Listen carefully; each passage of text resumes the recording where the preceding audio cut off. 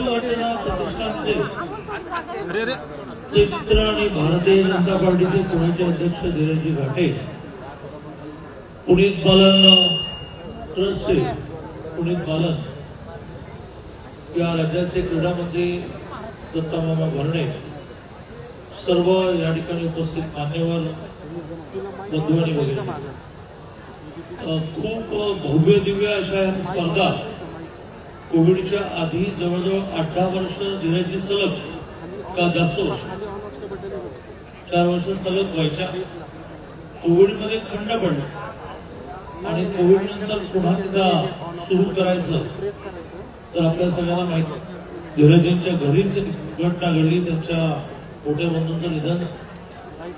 परंतु कार्यकर्ता नेहमी आपल्या घरातले दुःख विसरून सार्वजनिक काम आपण जे ठरवलंय की त्या सार्वजनिक कामामध्ये अनेक जण म्हणजे 800च्या वर कुस्तीची ही स्पर्धा सहभागी होण्यासाठी पैलवान इथे आहे.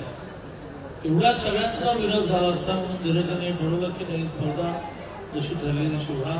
उद्घाटन होत आहे. राज्याचे उपमुख्यमंत्री अजितदादा पवार हे या ठिकाणी यायचे होते. दिवसभर खूप बैठका विधान भवनात त्यांच्या चालल्या आणि अचानक त्यांना काही काम निघाल्यामुळे ते मुंबईकडे निघाले.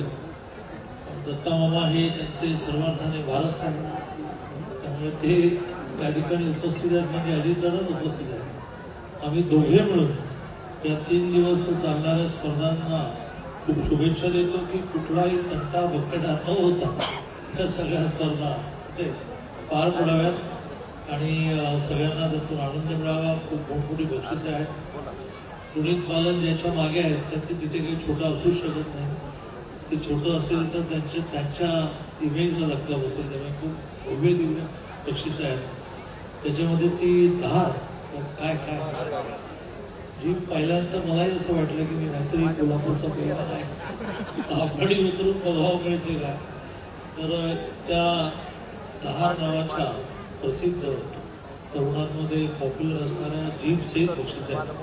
मी खूप शुभेच्छा देतो. उद्या माननीय देवेंद्रजी पण यायचे, राज्याचे अध्यक्ष आणि महसूल मंत्री बावनकुळेजी यायचे, राज्याचे कार्याध्यक्ष जे झाले रवींद्र चव्हाण जे येणार आहेत, अशी खूप लोक भेट देणार आहेत.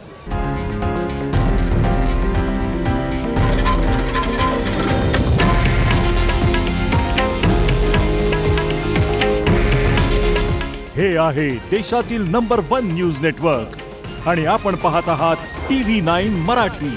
काळजी तुमची, हित महाराष्ट्राचं.